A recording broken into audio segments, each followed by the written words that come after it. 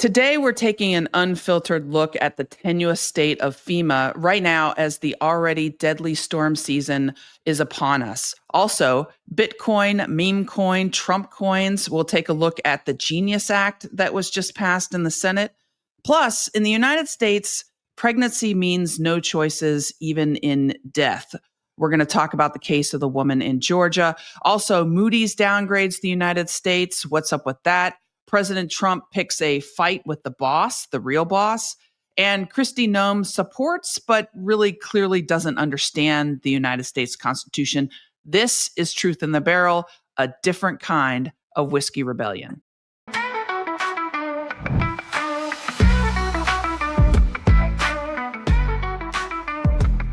What a smooth intro. You're incredible at this. And I do want to say, though, that if people want to listen to these smooth intros, which are incredibly done by Amy McGrath, and our incredible show, you have to actually sign in. You got to subscribe.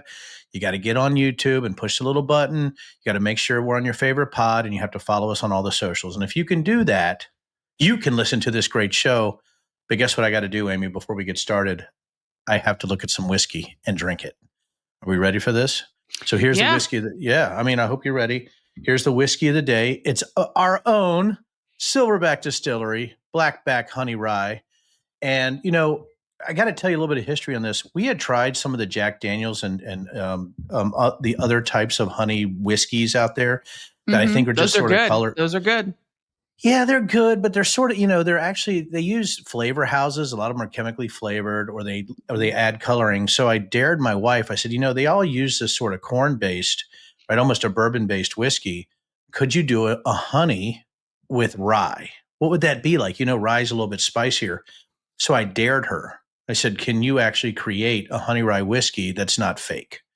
And she goes, let me give it a shot. So what she did was, not only is this our award-winning rye whiskey, she built her own honey liqueur, Amy. So with our vodka.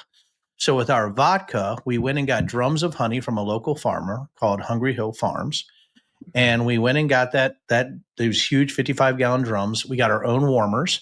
We got our own sedimentation filters. We go all the way to sub-micron filtration, from 40 microns to sub-micron, and our own cooker.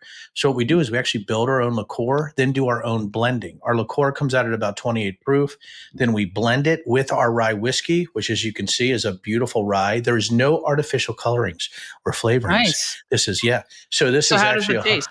Oh my God. So when you actually pour it, and I'm doing it now, I set down the bottle. This is very, very exciting. I take this honey rye. Mm-hmm. The nose is incredible because you think you get the honey at first, but it's laced with that spice and that rye because we use a pumpernickel rye for our rye whiskey. Oh, just so delightful. And also the legs on it, it's so sticky. The legs are sticky on the glass, actually, so you can see the honey streaks with the whiskey. Oh, my goodness. I'm going to do a little taste. Yeah. And my God, you get the honey laced with the rye and that spice.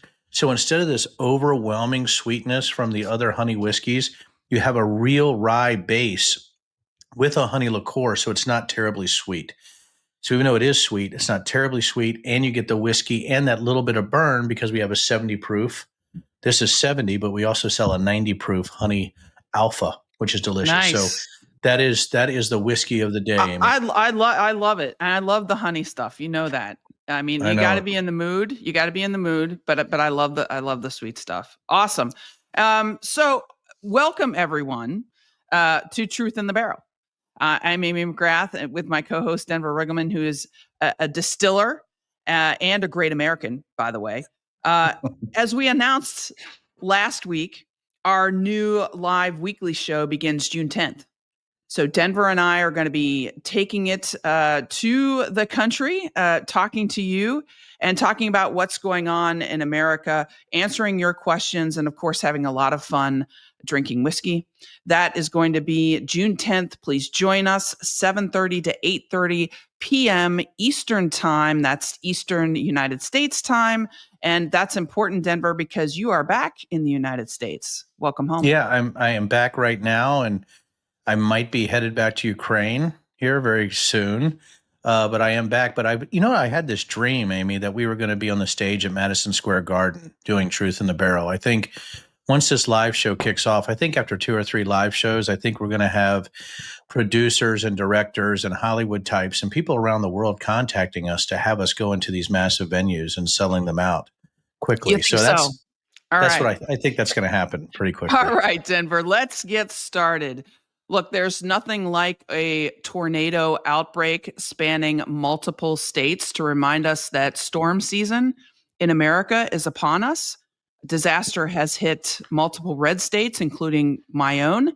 Laurel County, Kentucky, unfortunately lost 19 people in a deadly tornado that ripped through there this past week. St. Louis, 5 people died there. You can't prevent these storms, Denver, from happening. We know that.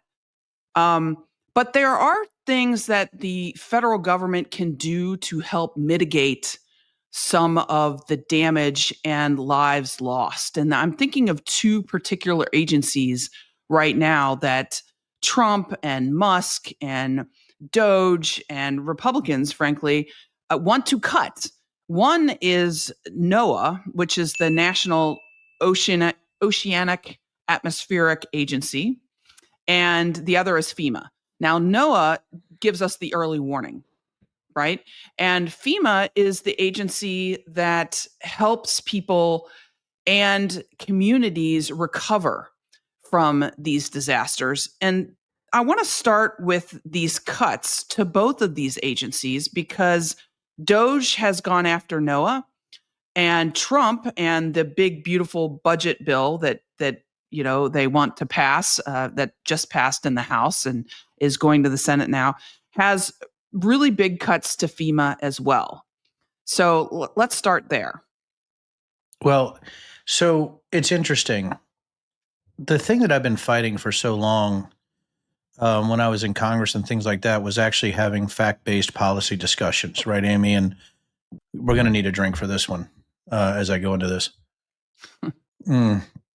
As we're looking right now, we're looking at cutting programs that have been proven to be effective. When you're looking at FEMA, when you're looking at programs that help individuals and help groups and organizations to recover from the best thing we say is acts of God, right? That's what we put that in quotes, right? These massive, horrific things that happen to people based on weather patterns and things of that nature. However, what's interesting is that you're still seeing this weird activity that all this stuff is happening because the government is actually creating it. It's the conspiracy theory side of it. And that's called HAARP, right? That's the High Frequency Active Auroral Research Program.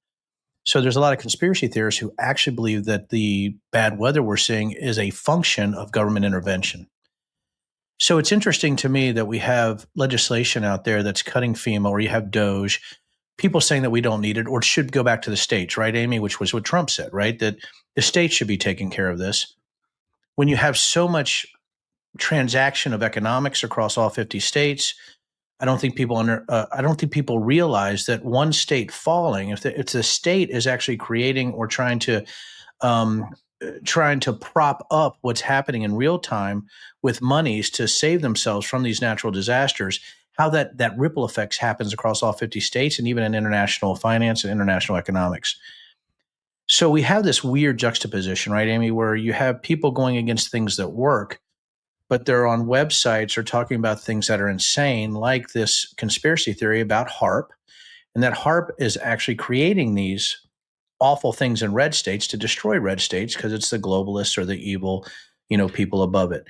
And so, Amy, as we're having these discussions, as we do Truth in the Barrel over and over again, when I was reading the incredible research and our background in doing this and our research team who did an incredible job, I started thinking what happens, Amy, right, when we can't even make solid decisions on things like FEMA, and we have things being said about FEMA that are patently false, yet we have people who are actually enacting these policies believe in things like the HAARP conspiracy theories that the High Frequency Active Auroral Research Program is creating the bad weather in the first place. So here's what I think is going to happen, Amy, and I'd love to have your opinion on this. I think you're going to have more and more people want to do investigations into HAARP, into HAARP, and investigations into FEMA and how they're working together to destroy the American people. And those are the things that I'm starting to see again in these conspiracy chat rooms. And Amy, that's why That's why I think this show is important. I've said it over and over again. But again, this whole FEMA thing and what's happening to me just still reeks of this fantasy-based policy that's coming out from conspiracy theorists that run our government. Yeah, there's a lot there. The conspiracy theorist thing is really important, and I want to come back to that.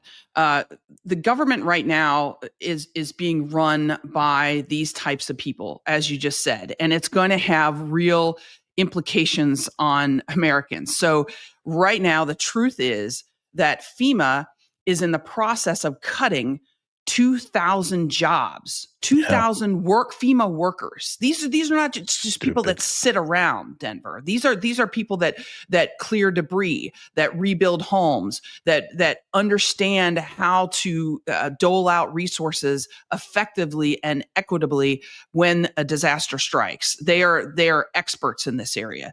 And so cutting 2,000 workers, that's 30%. 30% of FEMA. That's what the Trump administration wants to do and is in the process of doing.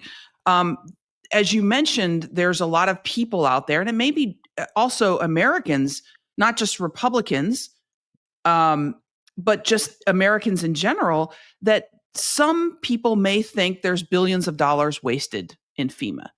And you also hear from people, they want FEMA to be more responsive. And to me, it's kind of like the opposite. You think that there's billions of dollars wasted, and yet you want FEMA to be more responsive, and yet you're backing a guy that's cutting FEMA altogether. It just doesn't make any sense. Look, this is what government does. And when people say to me, we should have FEMA go to the states, right? Because that's what Donald Trump has proposed. He thinks the FEMA should just go away and the states should pick up. What's the problem with that? I'll tell you a couple things that come to mind for me.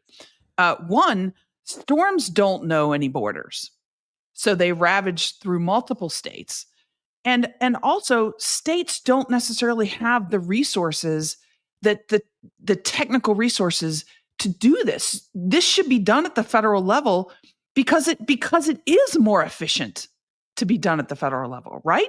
Yeah, it absolutely is. Also, there's the ability to marshal resources across state boundaries if it's a federal level. But here's the other thing too. You just sort of nailed it. And I'm not saying you took my thunder, Amy. You didn't. But here's the thing. When you're looking at red states that are actually in the red, how are they going to afford this kind of, I don't know, outlay financially when you see things that happen that awful? Like, Kentucky, right? I was just remembering, and I hate when I remember something after I've read so much, but I just remembered, Kentucky has had issues, right? And when you're looking at, I think if I remember correctly, it was Kentucky or one of the other states, because of the cuts from DOJ, they were having a tough time doing 24-hour coverage for tornado warnings, right? And, right. I'm just like, we're the United States of America, and we can't staff an early warning system for natural disasters.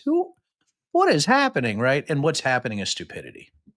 And again, the conspiracy theory stuff didn't just happen. If you remember during the Trump campaign, when the hurricane hit and devastated parts of Western North Carolina, Donald Trump went out on the campaign trail, and J.D. Vance and all these guys. And what did they say? They said that Biden and Harris were stealing money from FEMA and giving it to undocumented immigrants. And that's why you haven't had this recovery effort in a timely fashion. They said, and let me just say to everyone, that is completely false. It's made up. It is a conspiracy theory that is not true. And so people already don't believe in this institution of FEMA. But how does it work? And this is something I had to look up just for this conversation here, because I didn't really know. When a disaster strikes, the governor of a state has to request to the president for a disaster declaration. The president then acknowledges and says, okay, there's a disaster in that state. And that is what triggers the federal response, the FEMA going into that state and providing public assistance. So clearing up debris, as I mentioned before, but also private assistance to homeowners, and your personal assistance. You can get temporary housing, for example. And so there's things that like we want government to do. I mean, if there's one thing that government should be doing, in my mind, this is on the top. Other than protecting our country from foreign invasion, this is another big one in my mind. The other thing I hear sometimes is, why is the government helping these individual people out? If there's a disaster that strikes, then we should just crowd fund. These people should go out on the internet and try to get money for their own repair jobs. That's what we should do. It shouldn't be a government function. Respond to that, Denver. What are the issues with that one? I don't even have. Okay. Every single person in a natural disaster zone, say it's one of the big hurricanes and you have tens of thousands of houses. Okay, let's look at the LA wildfires, right? So are we going to have tens of thousands of people trying to crowdfund their own relief? It's so ludicrous. It's so absolutely mind-boggling. You were talking about the conspiracy theories about money being stolen and sent to immigrants. We already talked about the HARP conspiracy theories. How about the FEMA concentration camps? Now you're talking about the same people who believe in this nonsense are saying we should crowdfund, right? Crowdfund relief. Are you kidding me? It would be ripe for a lot of fraud. The fraud would be everywhere because you can't. Okay.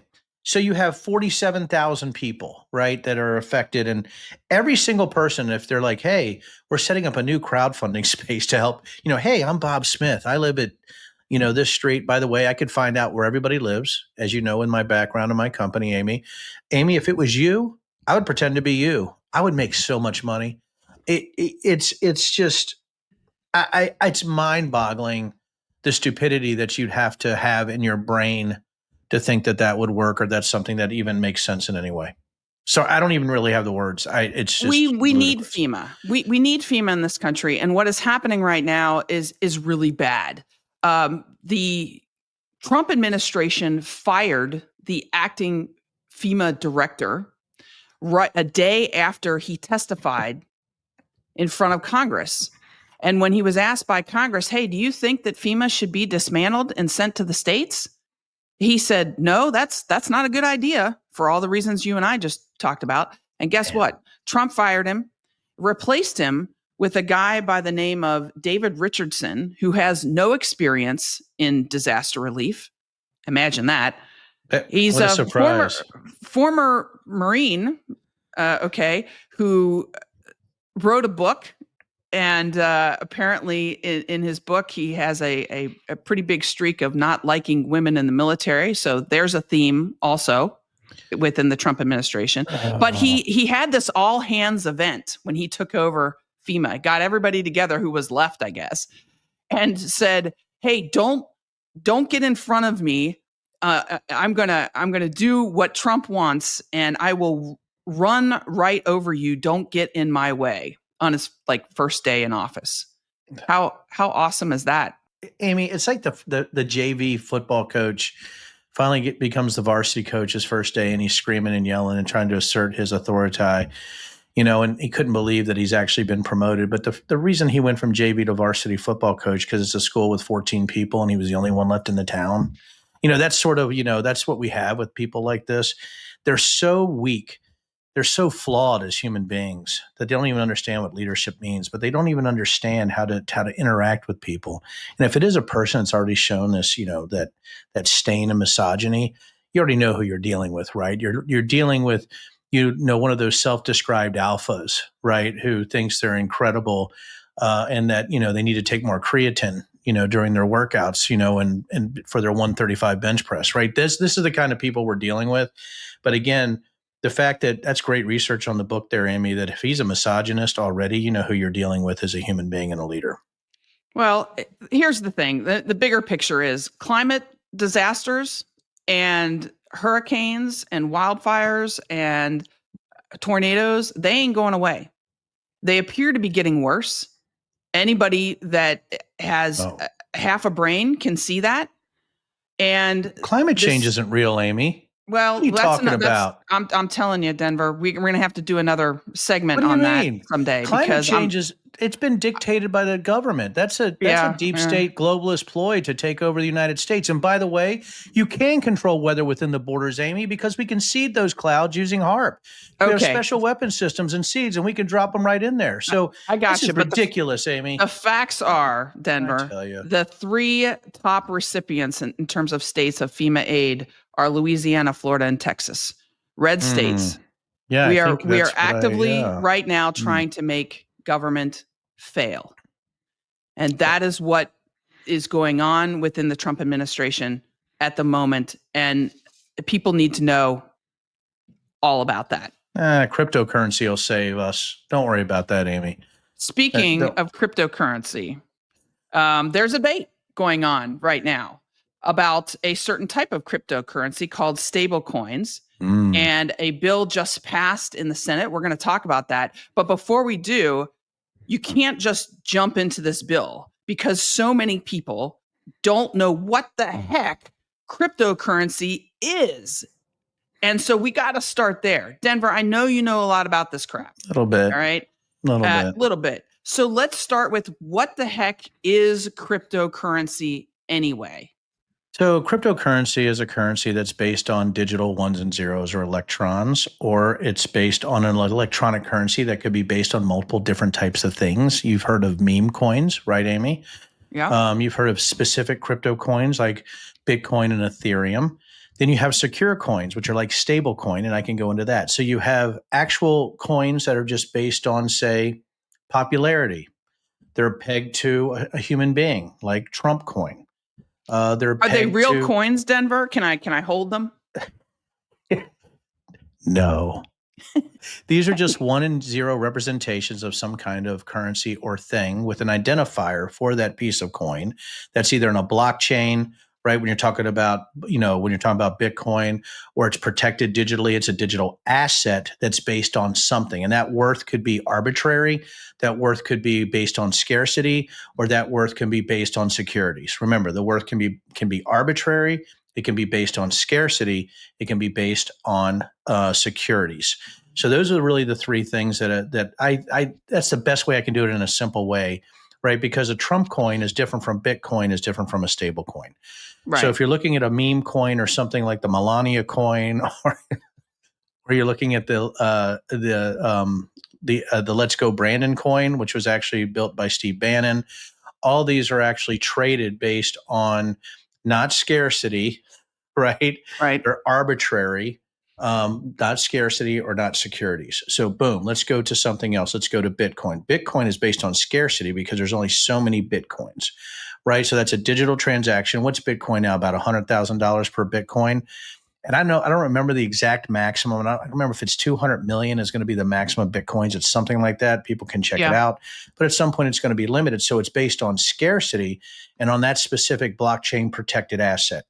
Now, when you're talking about stable coin, you're talking about something that's hooked to securities or other crypto. So here's what's crazy. You can hook coins, right, to, secure coins, right, which is what Calibri wanted to do under Facebook, under Mark Zuckerberg. I actually questioned them on this during a House hearing. People can go look it up.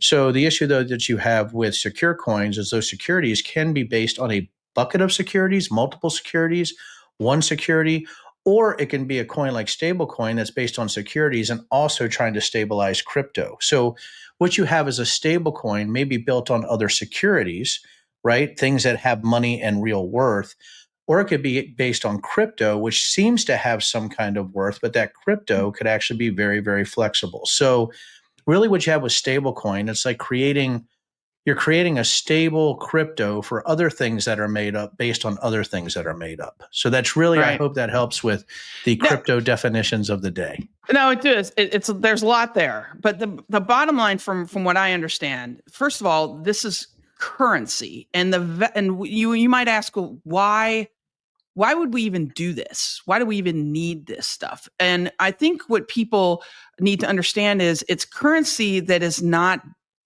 based on a government or a central bank. So it's very decentralized. It's kind of like the wild, wild west and free market currency out there.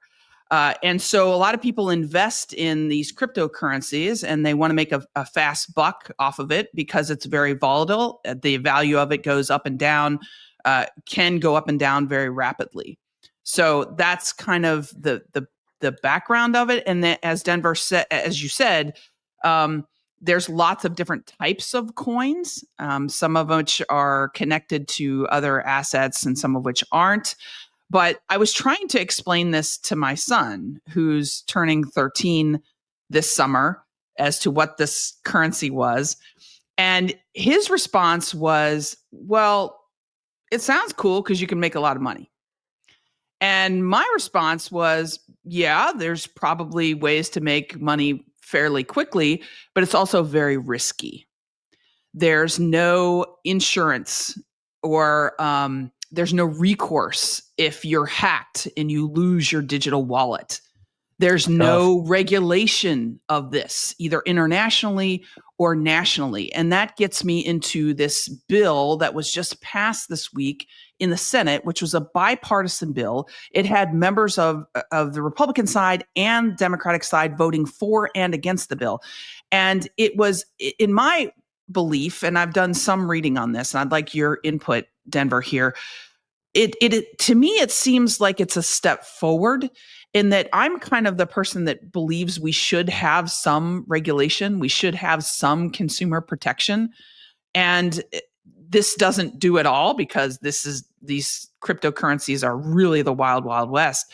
But it does something around putting guardrails around one particular coin called stablecoin. And so I kind of feel like this is a good thing. What do you think? It's a great question, because literally, if I was POTUS, I would make a play to disengage all crypto from the American financial system. It'd be the first thing that I would do. The thing is, it's very difficult. Crypto is being used by lots of people, but is it our job to protect them from something that was arbitrarily built to satisfy the whims of shirtless incels living in basements? Mm-hmm. So, and when you look at crypto, stablecoin is a fever dream, right? That they've been waiting for to get this through Congress. I've always thought, when I was on the Financial Services Committee, maybe we could peg a secure coin or a secure digital asset to the American dollar or to securities in the United States government. Maybe something I would consider down the line, as long as it could be regulated. The issue even with stablecoin, did you see why the Democrats came around and 16 of them voted for it? There were more assurances that there would be integrity in the process, or there's some protections so that the people like Elon Musk can't actually benefit from their role in government as it pertains to crypto. Are you kidding me? Really, what happened behind the door, Amy, is that lobbyists got to them. That's it. There's something that's good that's going to happen for them. That's what would happen for me, right? If I'm like, I'm a no on the stablecoin bill, immediately I would be besieged by every lobbyist on earth saying how great it is. Well, we got to, cryptos, it's still the Wild West, as you said, Amy. We got to use it. The United States could benefit from it. Do you think normal Americans are going to benefit from stablecoin? That's ludicrous. Stablecoin is a regulated coin or security coin built to regulate things that are made up already. Now, everything in life is made up. I've had this argument, Amy, people are like, well, the dollar bill's made up. God dang. It's backed by government. There's different types of made up, right, Amy? There's very different types of made up. There's me making up a story of a monster in the closet, and then me making up an entire currency that's sort of fake, that's used for illicit criminal organizations to make sure they pass back and forth, and for pump and dump schemes. It's a myth. It's just a digital myth that was created around people who wanted to destroy what happens in regulated economic countries like ours. Bitcoin and all this was to get away from the regulated industries. That's why crypto started. Crypto was for individuals who didn't want to participate, the libertarian strain, right, of coders that need to build their own shit. So stablecoin, yes, it's nuanced for me. Yes, there's got to be a way in order to maneuver through the vast morass of crypto. But for me, instead of a stablecoin bill, this is a gift to all the people who helped Trump. Stablecoin bill, this is bullshit. It's just shit wrapped in something that they're saying it's going to protect the American people, when really it's just a gift to all the crypto geeks who've been loving this since Bitcoin exploded on the scene, and then Ethereum and all that. That's for me, if I was in a position of power again, or if I was actually at an executive level, I would try to disengage crypto entirely from the American ecosystem. Yeah, well, that is super interesting because, and admittedly, I don't know enough about this cryptocurrency stuff at the moment. Only just the wave tops. But I will say this: from what I'm reading and from what I beginning to understand, here's what really ticks me off about this whole thing. One, if you are one of these shirtless people and you want to go out and create your own cryptocurrency and do that, and it's super risky, like I'm not going to stand in your way. To me, it's gambling. You want to go gamble? You do it. It's your money. Fine, go. And by the way, Denver, I looked up 27% of Americans have some form of cryptocurrency. I did not know that. I thought it was much lower. That's for a lot of young people. They feel like this is the new form of currency in our country and in the world. So that was a little bit scary. But what bothers me is what Donald Trump is doing right now with regards to his meme coin, which is a type of sort of digital currency, and he's making a lot a You were going to say shitload. I was. I know you were. It's okay. He's okay making a shit ton of money on this. And it's not. So, for example, just this week, he had a dinner at the White House and he invited the people that invested $400 million into bought $400 million worth of his meme coins. And you might say, well, Amy, they bought the coins. That's not money going to Donald Trump. No, it is. Every time 100%. There's a transaction that has his coin, guess what? He gets a cut. So he is making money off of whether they buy them or sell them every single time to the tune of billions of dollars. And that is the problem. And here's the other problem. That money is not going to his campaign. It's not going to the Republican Party. It is lining his pockets. It is going directly to him or to his family, and that is profiting. He is profiting off of his job as the president of the United States out of the office. He is inviting people to the White House, the people's house, and making money off of it. That's what I have a problem with. You know, it reminds me of the song, one of my favorite songs. I'm just a gigolo, and everywhere I go, people know the game I'm playing. Right? That's really what we have with Donald Trump. Listen, you know what? If it was me, I'm not gonna get on this show and get us in trouble, Amy. So I want to say how I would use the Denver meme coin. Would you like to know how I would use it? I think we can do a truth in the barrel meme coin. Yes. I think we should do a TIB meme coin. That's actually cool. Let's do that. And we could do it to the securities of how cool we are, which would be billions. So here's the thing. Here's how I would use a meme coin, Amy. I would use it for money laundering. That's how I would do it.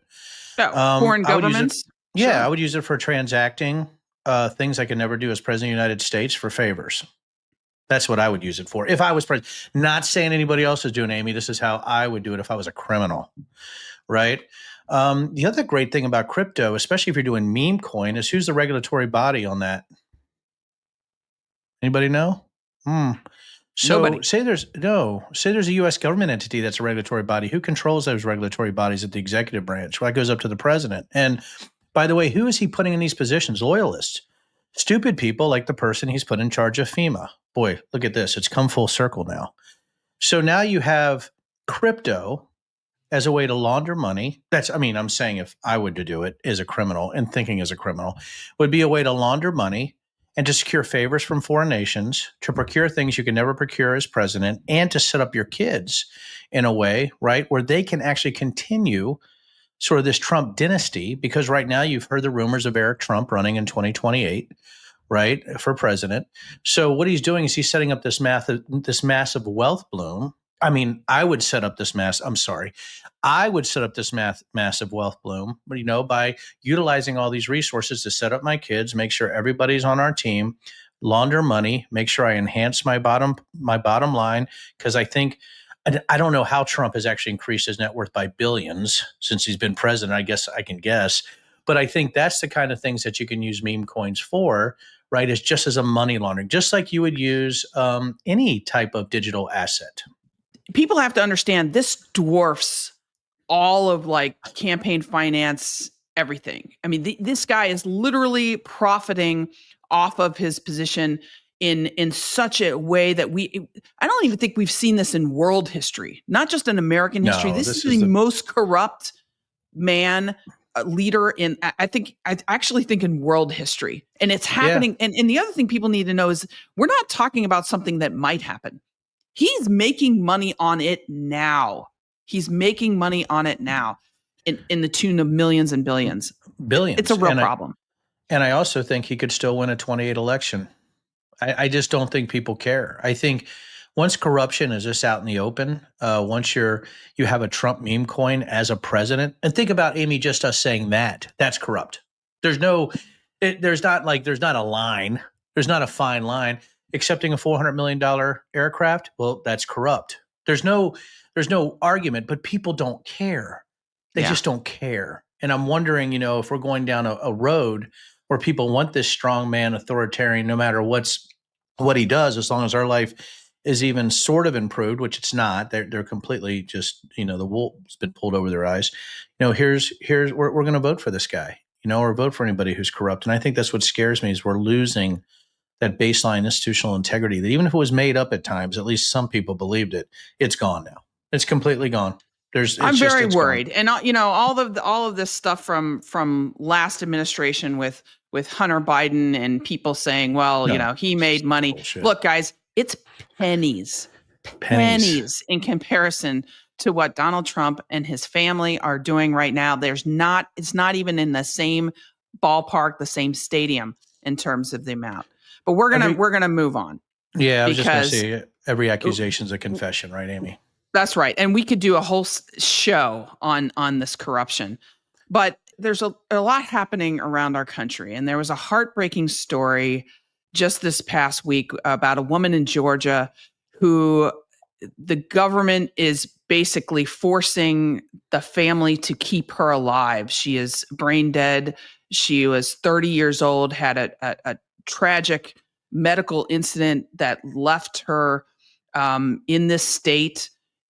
When she had the incident, she was 9 weeks pregnant, Denver. Her name is Adriana Smith, and she's been on life support for 3 months now. The fetus is 22 weeks old. And at this point, the family of this woman does not have a choice. They have to keep her on life support. And it's just a heartbreaking situation. The government and the hospital is basically saying we have to keep her on life support because the governor signed this bill in Georgia called the Life Act, which grants personhood status to an unborn fetus with a detectable heartbeat. And that's at, 6 or 10 weeks or something. So now we have embryos and fetuses that have legal rights, and the woman who is, literally in dead. this state, has no, even if she had an advance directive, that no longer applies. When a person is pregnant, you've lost those rights. I just, where do we start here? I don't know. Like, Amy, it's so, first of all, the family or the party that espouses individual and family rights doesn't seem to really espouse individual and family rights. I don't even know how to get my arms around it. If that was my daughter laying there, I'm 55 now, or we'll say it was my wife at that time. I was not a not confrontational young man. I can't imagine if my wife is dead, brain dead, and she's on life support and she's 9 weeks pregnant. I mean, what decision do you make, number one? But it's your decision to make, right? It's a decision of the family to make. But I don't know how you even get your arms around the fact that the government is determining that you keep her on life support for a fetus that might or might not die. Now, Listen, we could get moral relativists here all day. We could talk about, should the family choose? Did she say something beforehand where she wanted the baby to be born no matter what? I don't know. I think what horrifies me is that it could be taken completely out of the hands of the family themselves based on this lack of respect for not just the family, but for the woman, for her life, for Yeah. her suffering. I can't I mean, quite Denver, you brought get something it. up where you said we don't know what the mother wanted. The fact of the matter is, it doesn't matter. No, It not doesn't really. matter what she wanted. That's the whole point of this. If you're pregnant in America, in certain parts of this country, like Georgia, you've like lost your own dignity. You've lost your own ability to make choices, even like in death. You've lost your That's the ability to make decisions for yourself. that's the You're thing. forced to do this. I mean, Yeah. It's it's it's hard for me to even understand. Like, what would you do, Amy, right? And the thing is, like, yeah, for me, right, if it was my wife or my daughter, I think I would be incredibly violent. I'd be in jail. If the government's forcing us to keep her alive, right, when we know she's dead. Like, there's bad things going to happen. And and that's the thing, is that I'm scared of what my reaction would be as a human being, one way or the other. That's and how does the family every day? Every part of this, there's an effect on every part of this that's so awful and horrific. But it also gives you this other horrific feeling, Amy, is how far can the government go? If we're allowing this, what's the next step? What's the next well, step? You know? here's another thing, and people don't want to talk about it because it is such a horrific personal thing, right? And it creates a lot of emotions with a lot of people. But the government forcing, this woman who is brain dead to be a human incubator for a fetus that may not be viable, may be viable, but have tremendous problems in life Tremendous. because of the medical condition of the mother. Okay, nobody, a lot of people don't want to talk about that. That is real. And then the financial responsibility of the family, not only for the keeping the woman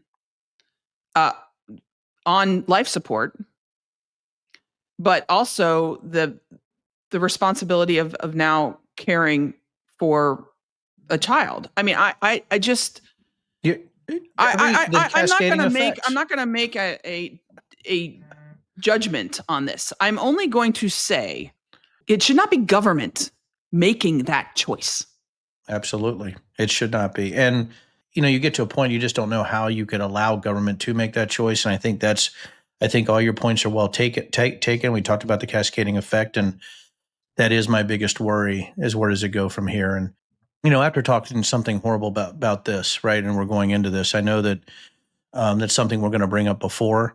But I think as we're going into, I know we have some other topics to go, but I think, Amy, we should probably go into this a little bit more, this cascading effect around the country in every state that has these rules and these laws. But I think we need to talk about the country as a whole and why we are failing. And I think part of that is that our country itself, we're talking about these awful things, that's happening in Georgia, but our country itself, right? We're in a predicament where financially, based on our own credit agencies, we could be going down a path where this deficit and debt absolutely destroys us. Yeah, just this week, right? Moody's downgraded the United States in there. Moody's is a credit reporting agency. There's three big ones. The other two, as you know, already downgraded the United States several years ago, but this is sort of the last one. This has never happened. And this credit agency downgraded the United States because of our fiscal situation, because this big beautiful bill that the Republicans are pushing through right now is going to be worse for our deficit, worse for our overall debt. And it's basically telling creditors, hey, the United States is less capable of getting their fiscal shit together. And and here's the thing, Denver, the Treasury Secretary, when asked about this Moody's downgrade, you know what he said? He said, "Who cares?" Yeah, because, for them, right, they're going down this path where they don't care. And by the way, I do have a little bit of trivia. Do you know that Moody's, S&P, and Fitch, the three credit agencies, are actually competitors? And you can go and actually do a credit rating based on, if you go to a certain place or another, their biggest worry is losing business. And we can go into that another time. But what I find interesting is that the administration doesn't care. I think as we're forcing our way down this line where they're looking at cuts just to benefit them and to go against the American people directly, I think they can manipulate the market. And I think it's sort of this, and I don't want to lose this usely, Amy, it's almost this fascistic way of looking at it, this autocratic top down. We can manipulate the government any way we want. They talked about, firing Jerome Powell. Right. They've talked about all these different types of things where they can control the economy themselves. They can artificially, really maneuver the interest rates too. So I think it's just part of their mindset, is this sort of authoritarian mindset that they have. Yeah. But here's what people need to know, though. Why does this matter? It matters because creditors think of the United States as less capable, and that means the interest rates will go up. Okay. That's right. And that has enormous effects, not only on our own federal debt, because we'll pay more, our children and grandchildren will pay more for that debt in the future, but also it affects us personally in auto loans, mortgage loans, all of that stuff, thanks to what's happening right now. Well, we'll just invest in stablecoin. We'll be fine, Amy. We just invest in, what's pretty crazy is you talk about stable and unstable. Let's talk about unstable Trump and him going after Bruce Springsteen, because I guess Bruce, the boss, had some bad things to say about him in a UK tour.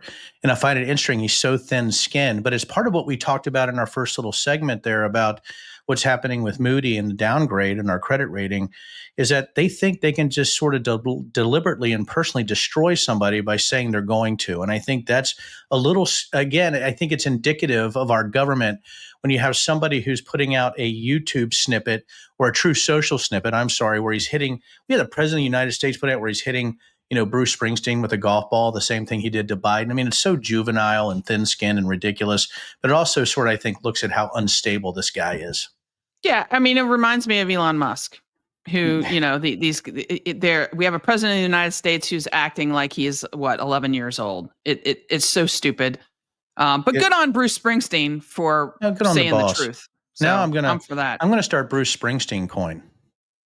Boss coin. He may already have one. Did you know this week, Kristi Noem, who is our Secretary of Homeland Security, she was out on Capitol Hill today, or actually this week, and she was testifying about her agency. She was asked by a senator about habeas corpus. What is habeas corpus?